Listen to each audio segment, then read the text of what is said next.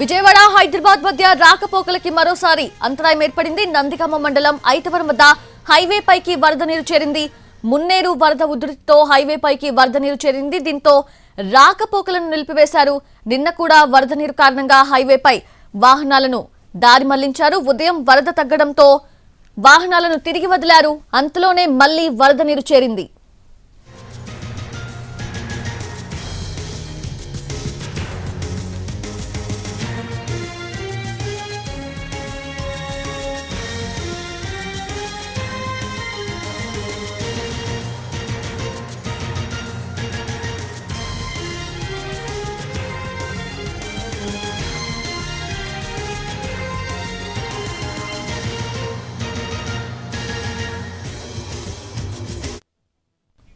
విజయవాడ హైదరాబాద్ మధ్య రాకపోకలకి మరోసారి అంతరాయం ఏర్పడింది. నందిగామ మండలం ఐతవరం వద్ద హైవే పైకి వరద నీరు చేరింది. మున్నేరు వరద ఉధృతితో హైవే పైకి వరద నీరు చేరింది. దీంతో రాకపోకలను నిలిపివేశారు. నిన్న కూడా వరద నీరు కారణంగా హైవేపై వాహనాలను దారి మళ్లించారు. ఉదయం వరద తగ్గడంతో వాహనాలను తిరిగి వదిలారు. అంతలోనే మళ్లీ వరద నీరు చేరింది.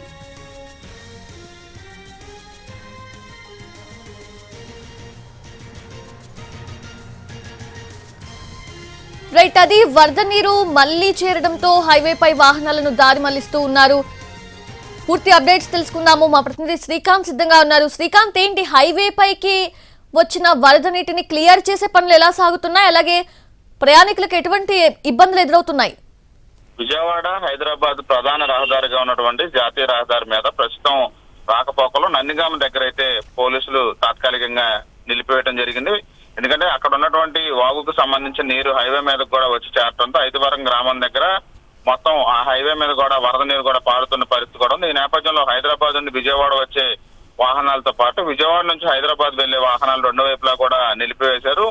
ఈ నేపథ్యంలో పూర్తి స్థాయిలో వరద నీటి మట్టం తగ్గే వరకు కూడా వాహనాలని నిలిపివేసే అవకాశం ఉన్నట్టుగా అయితే పోలీసులు చెప్తున్నారు. నిన్న సాయంత్రం కూడా మొనకచెర్ల, ఐతవరం, అనాసాగరం 3 చోట్ల కూడా హైవే మీదకి వరద నీరు వచ్చింది. అయితే రాత్రి కొంచెం వర్షపాతం తగ్గడంతో పాటుగా వర్షం కూడా తగ్గుముఖం పట్టడంతో నీటి కూడా హైవే మీద నుంచి వెళ్లిపోవడంతో మళ్ళీ వాహనాలని పునరుద్ధరించారు. ఆ రాకపోకల్ని మళ్ళీ తిరిగి ఉదయం నుంచి కూడా వర్షం పడటం, కొద్దిసేపటి తర్వాత వరద నీళ్లు హైవే మీద కూడా వచ్చిన నేపథ్యంలో వాహనాలను అయితే తాత్కాలికంగా నిలిపివేస్తూ అక్కడ రాకపోకలను అయితే ప్రధాన రూట్ లో విజయవాడ హైవే రూట్ మీద అయితే ఐతవరం దగ్గర అయితే వాహనాలని నిలిపివేశారు.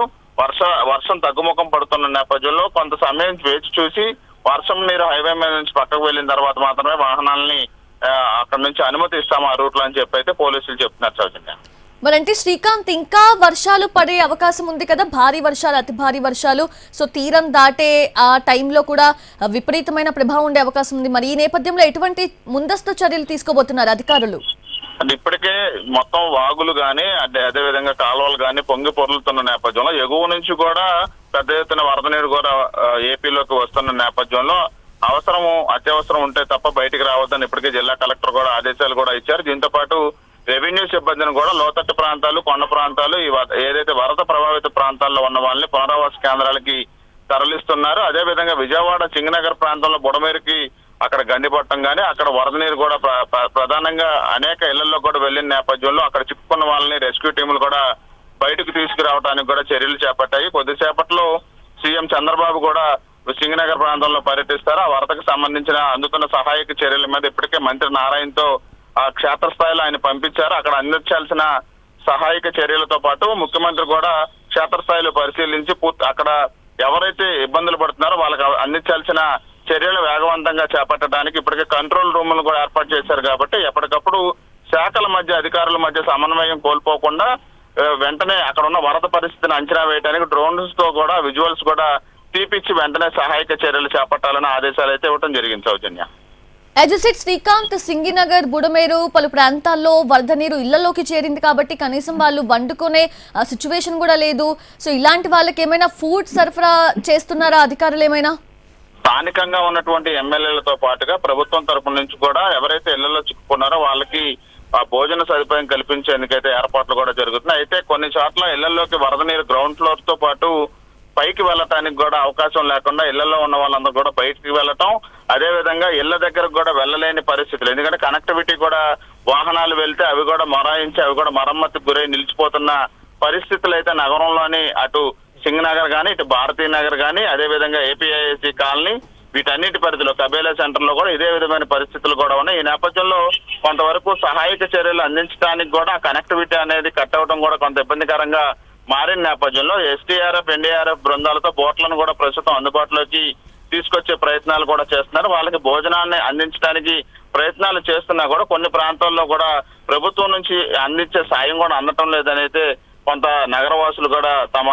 ఆవేదన అయితే వ్యక్తం చేస్తున్నారు. అయితే పూర్తి స్థాయిలో మానిటరింగ్ అయితే చేస్తున్న నేపథ్యంలో వర్షం కూడా కొంతవరకు తగ్గుముఖం పట్టింది. ఈ నేపథ్యంలో అన్ని ప్రాంతాలని కూడా కవర్ చేసే విధంగా అయితే సహాయక చర్యలు కొనసాగుతున్నాయి. సౌజన్య.